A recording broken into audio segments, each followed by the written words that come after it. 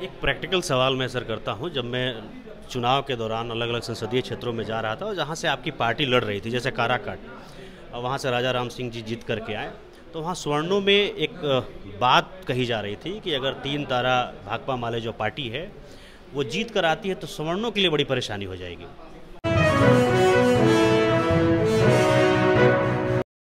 नमस्कार, मैं हूं विपुल और आप देख रहे हैं डेमोक्रेसी एक्सप्रेस। लोकसभा का चुनाव खत्म हो चुका है, कल शपथ ग्रहण का कार्यक्रम है। उस बीच भाकपा माले के राष्ट्रीय महासचिव दीपंकर भट्टाचार्य पटना में हैं। आज हम उनसे बातचीत करेंगे। सर, आप इंडिया गठबंधन के साथ चुनाव लड़े और आपकी पार्टी 2 सीटें जीत करके आई। इस जीत को आप कैसे देखते हैं?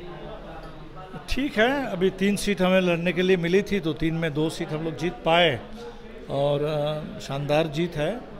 और एक ऐसे दौर में जब देश में लोकतंत्र संकट में है, संविधान के ऊपर हमले हो रहे हैं, लोगों के रोजी रोटी रोजगार हर चीज़ पर हमले हो रहे हैं, तो वहाँ अगर हमारे 2 साथी संसद के अंदर भी जा कर के इन सवालों पर लड़ने का मौका मिलता है तो हमें लगता है पार्टी के लिए और पूरे जनता के लिए अच्छी बात है। इंडिया गठबंधन ने प्रयास नहीं किया सरकार बनाने को लेकर के। जरा सा भी ये नहीं दिखता कि ऐसा लगा था कि शायद इंडिया गठबंधन सरकार बनाने की मुहिम में आगे बढ़ेगी, पर ऐसा कुछ दिखा नहीं। हमें लगता है कि जो संख्या है उसके आधार पर नाप करेंगे। तो हमारे पास 230-31 की संख्या थी, आपको और 41 सीटें चाहिए थी।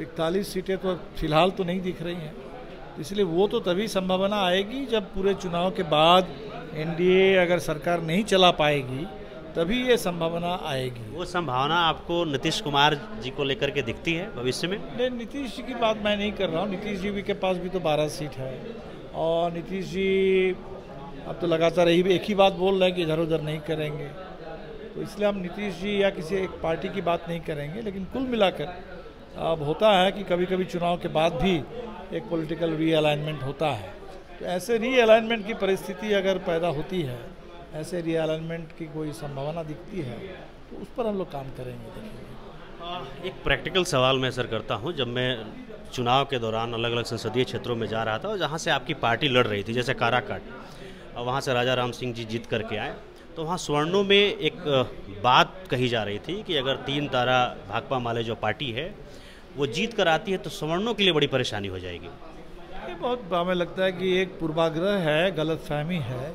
और कुछ लोग जानबूझ करके इसको प्रचारित करते हैं। हमने देखा कि आपके योगी आदित्यनाथ आए, उनको कुछ जानकारी नहीं है किसी चीज़ के बारे में, और आ करके बोल रहे हैं कि नक्सली है और ये हो गए तो बेटियों की सुरक्षा और पूरे दुकानों की सुरक्षा, जबकि हमारे सुदामा जी जिंदगी भर भोजपुर के बेटियों की सुरक्षा और दुकानों की सुरक्षा के लिए लड़ते रहे हैं, और वो आकर के डराने की कोशिश कर रहे थे कि ऐसे जीत जाएगा तो ये होगा वो होगा। तो ये डर एक पैदा करने की कोशिश होती है, लेकिन हमें लगता है कि ये सब बातें इसका कोई असर अब है नहीं। तो अगर किन्हीं को भी ऐसा लगता है तो किसी कम्युनिस्ट पार्टी के बारे में, माले जैसी पार्टी के बारे में ऐसे किसी तरह के आशंका का कोई आधार नहीं है। हम हर तबके के लिए काम करते हैं, हर पेशे से जुड़े लोगों के लिए काम करते हैं, डेमोक्रेसी के लिए काम करते हैं, ह्यूमन राइट्स के लिए काम करते हैं, सबके सम्मान के लिए काम करते हैं।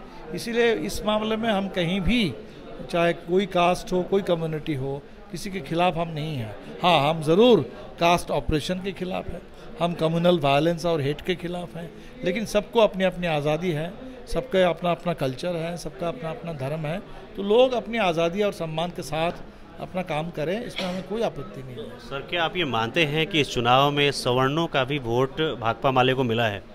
अब ये इतना विश्लेषण मेरे पास नहीं है, लेकिन इतना हम जरूर देख रहे हैं कि नौजवान जो आजकल रोज़गार के लिए लड़ रहे हैं वो बहुत ज़्यादा इसमें नहीं है कि इसमें कास्ट डिवीज़न क्या है।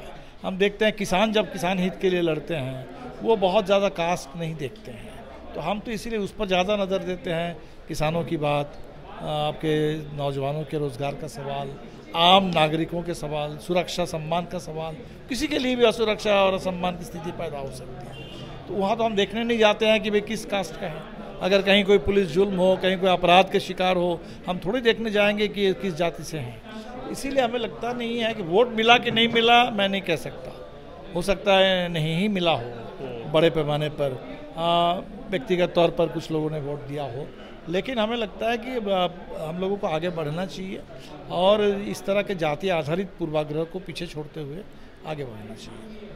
तो ये थे भाकपा माले के राष्ट्रीय महासचिव दीपंकर भट्टाचार्य जो हमसे अभी बातचीत कर रहे थे। आपको ये बातचीत कैसी लगी आप हमें ज़रूर बताएं। बाकी ऐसे ही वीडियोज़ के लिए आप देखते रहिए डेमोक्रेसी एक्सप्रेस।